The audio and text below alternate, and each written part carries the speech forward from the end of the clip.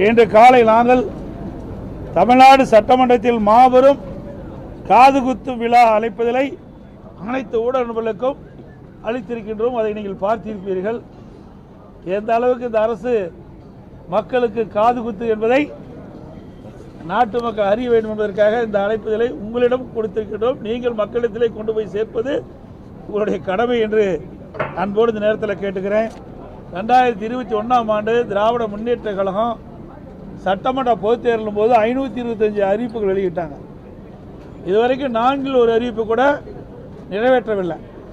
அதில் முக்கியமான பல அறிவிப்புகள் இன்றைக்கு அரசு ஊழியர்களுக்கு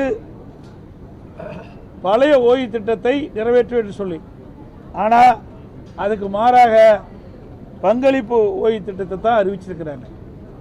அரசு ஊழியர்களையும் இந்த அரசு ஏமாற்றி விட்டது.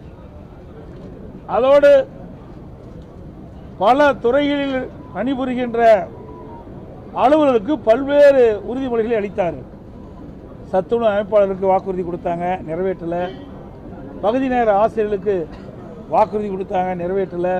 செவிலியருக்கு வாக்குறுதி கொடுத்தாங்க, நிறைவேற்றலை. விவசாயிகளுக்கு வாக்குறுதி கொடுத்தாங்க, நிறைவேற்றலை.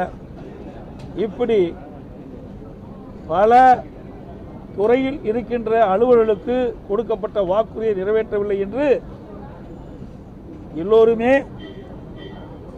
போராட்டத்தில் ஈடுபட்டு தமிழகம் ஒரு போராட்ட களமாக இன்றைக்கு மாறி இருக்கின்றது.